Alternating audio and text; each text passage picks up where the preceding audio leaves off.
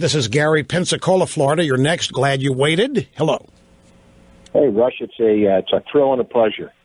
As I see it, the real problem of trying to work across the aisle is the Democrats just don't operate in good faith as negotiating partners. It's like dealing with the old Soviets or the Iranians. They lie and then they cheat. It's like, Reagan tried to cut a budget deal. The Democrats got their tax increases immediately. The spending cuts never came. George H.W. Bush made a budget deal. And they said, you got to be statesmanlike. You got to raise taxes. And he said, well, okay, I'll go along. And then they used it against him and called him a liar, said he raised your taxes. It's like the establishment's like Charlie Brown, and the Democrats are Lucy with the football. They keep snatching it away, and he never learns. Well, it's a great point. It's a great. I mean, it kind of understates it to say the Democrats don't negotiate in good faith. But the point is well made, well taken. I think we're at a stage, and this is just me, but I don't see, there isn't anything in Hillary Clinton's agenda that I want part of. Now, I know the old, and Romney makes this point, Jeb makes this point, and by the way, the left is out, they love to quote Reagan, in fact, on this point. They love to say Reagan negotiated with the left. Reagan made deals with the Senate. Reagan talked, and they have this quote that they love to put out about Reagan. They claim Reagan was chastising the right-wing extremists in his own party when he said, "Look, I learned when I ran the Screen Actors Guild. You never get 100% of what you want. You got to get something. If you can get 70 or 80% of what you want, then go ahead and make the deal. We have to have that kind of flexibility." Granted, but that never happens. When have we got 70 or 80%? The Democrats are the ones that get 70 or 80 or more percent of what they want. Usually it's 100%. The recalcitrance here and the reluctance to negotiate and cross the aisle is simply intelligence guided by experience. What in the world is there to negotiate with these people, particularly when, Gary's right, they don't keep their word on things. At this point, this stage, there isn't anything. What do you want? Obama to sacrifice 20% of Obamacare?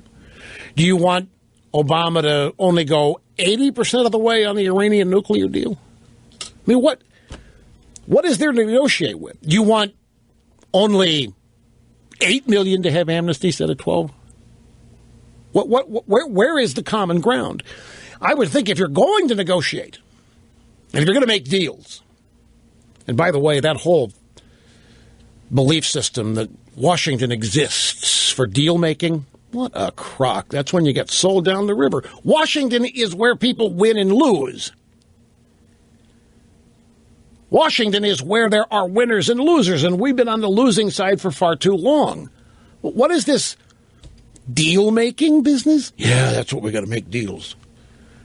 And Paul Ryan's out there saying, yeah, we've got to get together and we've got to solve problems. What is that what Congress does, is solve the problems of the American? What Congress in Washington's done is make a bunch of problems.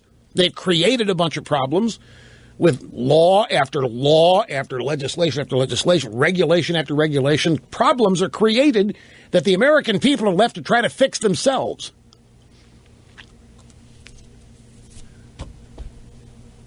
But this idea that we've got to work with the other side, cross the aisle, make deals, negotiate, compromise. They say this almost religiously, and it's almost as though they believe that the entire presidential electorate is of that frame of mind. Certainly they believe the independents are of that frame of mind. And they believe you got to win the independents. If you don't win the independents, you don't have a chance. I love to remind them Mitt Romney won independents going away in 2012. I mean, it was a slam dunk. Romney had a landslide victory among independents. And he lost. And he lost handily, lost sizably. But it's this belief that the independents want the parties to work together.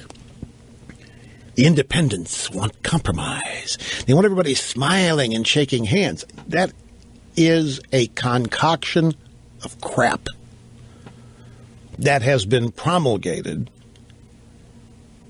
in such a way as to represent the thinking of a majority of Americans. And the American people don't think that way.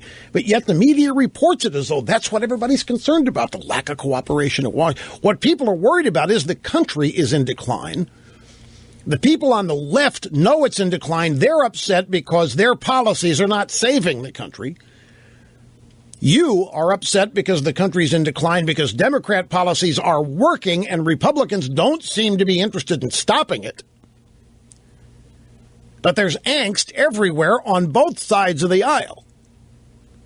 The left is getting everything they want for all intents and purposes, and they're not happy. They're angrier than ever.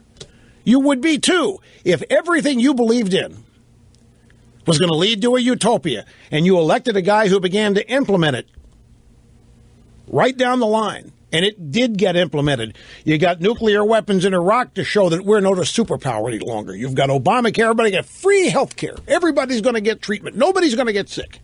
We're going to get rid of the coal industry. We're going to build up all this green energy. We're going to get rid of global warming. Nothing's happening. Every policy implementation leads to